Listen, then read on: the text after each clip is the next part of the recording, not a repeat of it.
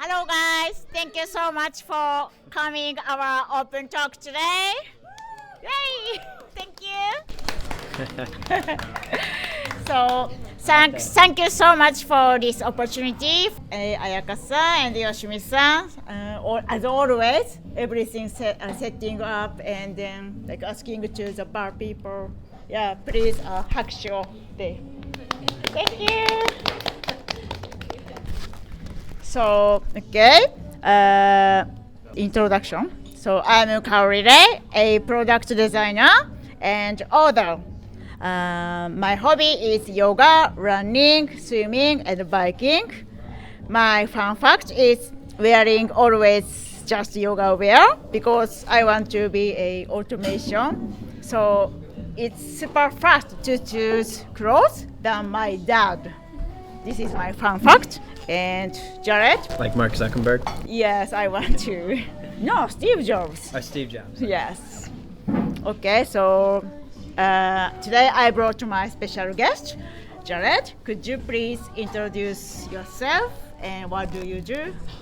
Okay, yes, my name is Jared. Is my voice loud enough, hopefully? I don't have a booming voice, but I've been in Japan more than 10 years. I've worked originally, I started off in finance, working in banking for big Japanese bank, actually. Japanese bank, yes. And then I gradually switched into tech, and then before the pandemic, started my own startup with a couple founders, and then we were acquired by an American company, and that's kind of where I'm at now. Living here in Japan, but with a distributed team in the tech industry. What is your fun fact? My fun fact is I don't wear the same clothes every day, and I just take a long time to choose my wardrobe. Oh, really? I didn't know like your that. dad, yeah. Really? Oh, your fun fact. You have a baby recently. Congrats. I did? Yeah. The Jojo. Oh yeah, I have a pet. A baby pet gecko. It's Japanese said yamori. Yeah. Like a tokage. Yeah. Quite a little different though than like a human baby. Yeah. Did you talk about your new baby to your mom? No, I don't. Why? I don't think she's interested to hear about a little pet gecko. Oh, I see. Maybe one day. One day. Yeah, I have to think about how I bring up the conversation to her. It's a very heavy topic. Really? Yeah, because I don't have a wife, so she's gonna be wondering where it came from. And not real human. Yeah, not really a real human. Oh, Yeah. I see. It's challenge. Yeah. Okay. So today we're gonna talk about a startup because of this is a meetup of like a startup ecosystem. Okay, so first question. Tell us about your story. How did you start your startup in Tokyo by only non-Japanese people? Yeah, so originally I had the idea back in 2017, so that's going on, what has that been, 7 years ago almost? 7 years ago. I guess. I had the idea when I was at a restaurant, actually, and I was, I don't know why, but I was frustrated waiting for the check, and that's kind of when I had this idea of why is there not more technology involved in restaurants?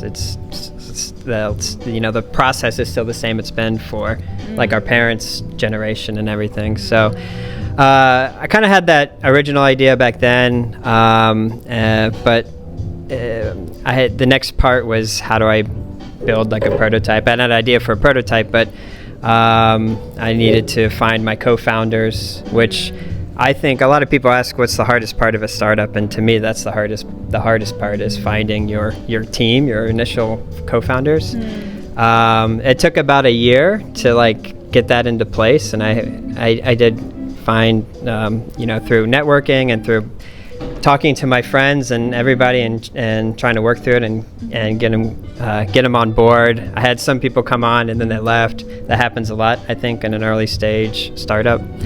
I had a work visa here in Tokyo, so I was able to start something on the side. I know some people, if you're not Japanese, you have to think about your visa. That's one thing. Luckily, I didn't have that problem, and my two co-founders didn't have that problem either.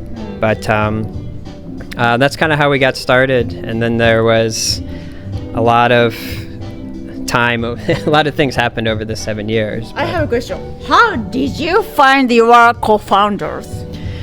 Yeah, so Instagram? no, not quite. Believe it or not, I'm not a very savvy or influential Instagram user. No, it wasn't on Instagram. I originally had a co-founder, someone that I worked with before, and we worked on it for a couple months, and then he ended up kind of disappearing. Which, like I said, I think that happens a lot when you're an early stage startup and it's a side project and there's not much money or traction. That happens a lot in the early days. That happened a few times. Then after that, another ex-coworker, and then it didn't work out. Actually, I ended up finding my co-founder through a friend who introduced us. Oh, really? So that was and then he knew the other guy. So they actually kind of came together. I thought you found two people from some social media which already gone, no? No, yeah. Okay. Friends introduction. Yeah. Okay. But then they came together, so then I was only looking for one co-founder, ended up with two. They were both on the engineering. Yeah, I chose both because they worked together well, so it ended up being a triangle. Really? So now that sounds modern life triangle. Yeah. Now that sounds easy, but like I said, it took like a year for us to really get on board, the three of us, and start actually working together. So I don't know if there's a shortcut, because it's like a relationship. I don't know if you can shorten it in any way. You just kind of have to have that same vision together and trust each other, and because like I said, without money, without a big salary, there has to be buy-in from them. They just have to be interested and working with you. So I'm probably making it sound more simple than it is, but yeah, that was probably the hardest part in the early days. Harder than making a POC or trying to get your first beta customers. I feel like the hardest part was finding your core team. I see. So the first beta customers was Japanese restaurant eventually. Yeah. So there was a few restaurants that we got into around Shimbashi and Shibuya that we started testing. Our idea was this was 2017, was the QR code apps. The QR code menu app where you scan a QR code and it brings up the menu. I'm from America, and we didn't really have QR codes. So the first time I saw a QR code is when I came to Japan. And you use Line, to connect with people, and that was the first time I saw a QR code, and I was mystified by how easy it was. And you just scan it and it brings up. It sounds silly now because it's normal, but back 8-9 years ago, that's not something that we had in America. So that's kind of when I had the idea of why not put a QR code on the table and scan it and then bring up a menu and be able to pay, order and pay from a QR code.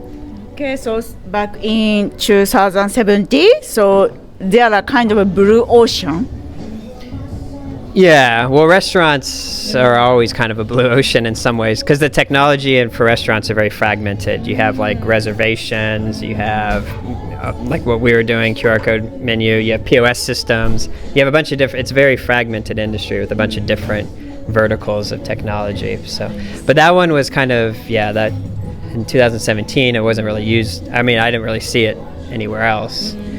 But we had trouble getting traction in the beginning because restaurants were kind of hey, it's kind of cool, but we pay people to stand around, so it wasn't like something that we started getting a lot of money or traction on in the beginning.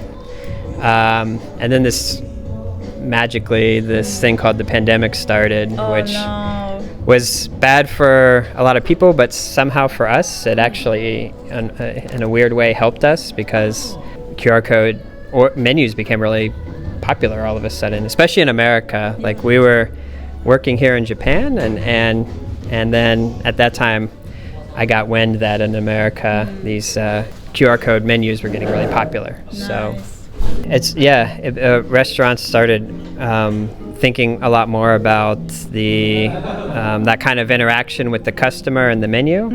And so we started getting some actual beta testers in the United States. And so we were kind of at that time in Japan, it was harder because the restaurants closed. Our beta testers closed. Okay.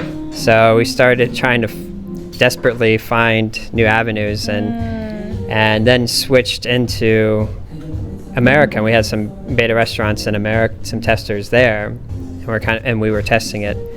And yeah, that was kind of how it wasn't planned, obviously, not at all. I mean, we had, that was something that just happened by chance. So I see. And then how was investors? Did you get some investors? Yeah, so we went through an accelerator called 500 Startups, and we went through the Kobe version here in Japan, and they had just started, I think, at that time. I think we were the 5th batch, but they were doing 2 a year. So this was 2020. This was during the pandemic. Yeah, and from there, these accelerator programs like Y Combinator or 500 Startups, it's a good way to get in and to get a lot of publicity. And you do what's called a demo day at the end. I think a lot of people know about that. And then we were able to get a lot of exposure and able to pitch to investors at that time. So your company could get opportunity to present Y Combinator? 500 Startups was our accelerator. Okay. Y Combinator is another famous one, or big one, though. Yeah, because when I talk about your company to other people, Y Combinator, wow, amazing. So they are surprised. So how did you get their education or investment from Y Combinator? So Y Combinator. So we ended up at the restaurant one of the restaurants we were testing at. There was a Y Combinator startup there. What? Yeah, that was. They are customers. They ate something. No. There was a startup. Okay. A Y Combinator startup that was also working with that restaurant. Really? Yeah. So that's how, and then we're in the same space. We're working with the same client. Super lucky. Yeah. So it was just a very serendipitous moment. But yeah, we met them, and then they ended up acquiring our startup, and then we went into this Y Combinator ecosystem. So now we work a lot with Y Combinator as well, which is an amazing accelerator if anybody has a chance to ever get into Y Combinator or 500 Startups. I absolutely say to go for it. Yeah, I think if I remember correctly, the first kind of student of a Y Combinator is a Sam Altman. Yeah. There's been some big companies like Stripe and I think Plaid and some other big startups that have gone through Y Combinator. And Y Combinator has been really helpful too, not just the investment, but there's a job board, and that's all we use for hiring people is Y Combinator's job board. So we get a lot of people that are interested working for a startup. They go to workatastartup.com, I think is the website for Y Combinator. And yeah, it's a great support team to have, and obviously the investment and that comes with it too. I see. Thank you. Okay, next question. Hopefully not boring. Okay. Some questions. Yes. So like, You can use it. so I'm working on like projects with people, and it's just a product that we might deploy for people to use. But at what point do you know it's a product? It's not a product anymore. Has a potential to grow into a business that you might want to consider starting a company. Is there like a point where you think, oh, this might be working, and you might, want to put in the investment to properly set up a company? And also, I guess like when at the early on stage when you're talking with, finding co-founders, did you sign anything with them? Because there might be like cost generated like in the beginning, right? Like how did you like talk about this, like splitting, the costs? Like I assume you bootstrapped in the beginning, it came out of everyone's pocket. Like how did you like handle the logistics in the beginning when you are trying to find co-founders? Yeah. So, good question. Let's see here. The first question about the product is, I definitely say if you can to start it on the side. Like, so most people are already working for a company, right? And they have an idea or something that they feel like they can go into. I'm trying to think how long. I didn't go full time into it until like the pandemic, when things started taking off. So before that, it was side work. It was like nights and weekends, and you got to be really motivated, of course, to be able to kind of trudge through that. On the weekends, I was going around to restaurants, like trying to get them sign up and getting feedback from them. Is obviously hard to have a social life when you're working full time and then doing that on the side. But I still think that's the best way, because to start, because then once you can start to, we were B2B, and so once you can get a few clients, you can kind of see that the product market fit is starting to come together, even though it's going to be a really early prototype, and not really built out. At that point, it was still just a product. You don't have a company, just something. Right. Okay. But then that did start coming into play as we started saying, like, okay, what should we do about incorporation? Because we were here in Japan. None of us were Japanese, though, foreigners here. And I looked at that time, we did a lot of research about starting a company in Japan. I don't know if you've looked into it, but in Japan, it's not as easy as like in America, where I come from. Down, like 5 million yen or something. Yeah, at that time it was in 5 million yen, and you had to hire 2 employees with that 5 million yen. So there's a lot of upfront cost. There was a few ways to circumvent it. Like you could, if you had depending on your visa, you could get around that like a bit, but there's still like a lot of, you even had to buy like a company hanko, like stamp, which is like $1,500. Wow. Did you make? No. Can I make one? Yeah, it was like things like that was really tough. So what we did is, because we didn't need visas to live in Japan, because we had work visas. We ended up incorporating in the United States first, and then we were going to open up a branch here in Japan. So when we incorporated in the States, that's when we decided about the cost, because we split up the ownership between the 3 of us. We didn't split it evenly. It was kind of split between like who was able to put in the most input, and also who was able to pay for, the most cost. So and that's how we split it up, based on the percentage of the ownership is how we would split a cost. So if there was $100 cost, we split it up, one person paid 40%, the other person 40%, and the other person 20%, for example, based on the ownership of the company. And that's kind of just how we handled the server fees and the all the costs associated with it. So I don't know if there's like a better way to do that, but when you're early, there's at least not a lot of cost. We weren't paying. Our costs were pretty low in the beginning, but of course traction was slow. I was doing a lot of sourcing of restaurants by hand. I mean, I was literally like going not door to door, but I was asking for people who knew people who worked at restaurants, either managers or owners, and I was literally going there and doing meetings with them and demos and stuff. So I can speak some Japanese. I mean, I've been here for a while, but I was not like a sales level Japanese at all. So what I was doing was I was asking my foreigner friends here specifically about restaurants that they liked to go to, knowing that they don't speak much Japanese. So if they're at that restaurant, there's probably someone like a manager or an owner. It's more like caters towards foreigners. Yes. And so when we first started, we were kind of going after any restaurant. But then Tokyo won the 2020 Olympic bid, right? And then that was huge news in Tokyo.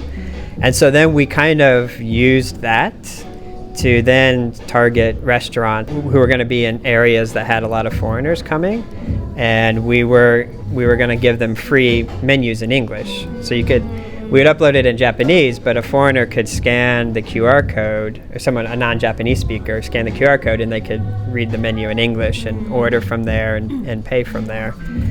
So that staff who couldn't interact with them, couldn't ask about allergies or something like that, or vegan. Another big thing is like vegetarians and vegans, they struggle here in Japan. And so now keep in mind, this was 5 years ago. There was nobody really doing that at that time. And in exchange, you want them to become your beta? Yeah, and in exchange, they would sign up to the platform, they'd use it for free, and then we could get the feedback and start getting the data, the analytics to it of the usage and, how... My fear was that foreigners wouldn't know how to use QR codes. Like I said, and Americans wasn't really well versed at it in this time. So that was something I needed to vet, kind of test the waters with. And in the beginning, you can't demand a lot of money, unfortunately, So the best thing I think to do is try to get the feedback and the data.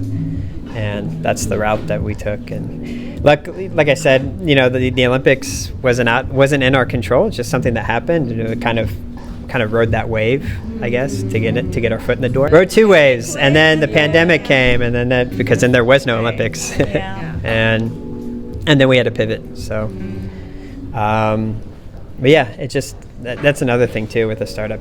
You have to kind of roll with the punches and pivot. You might have a really strong image. A lot of founders do this, I think. They have a strong image of what they want, but sometimes they can't get the product market fit there, and you have to be kind of agile and nimble to roll with the punches. And that was hard for me in the beginning because I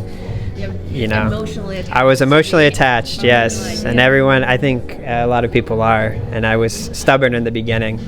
Luckily, my co-founders, also kind of were there to talk through things and kind of get me to relax a little bit, and then it was good. It worked out for the best. So.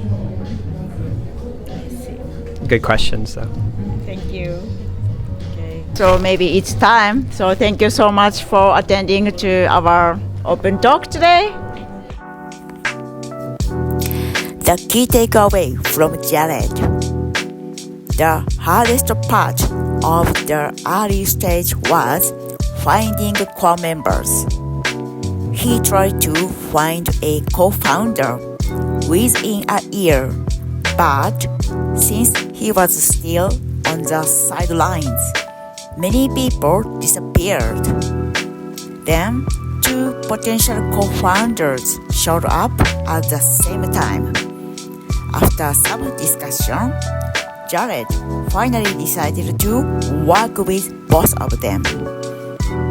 He said, it's like a relationship. You have to make sure they have the same vision and trust each other.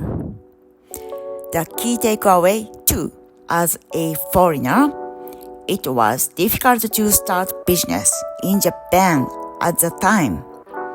You had to have 5 million yen in saving and have to hire at least 2 people and have to make hanko, like a company's stamp. It cost $500. You have to work hard because you are starting this as a side business while working a full-time job.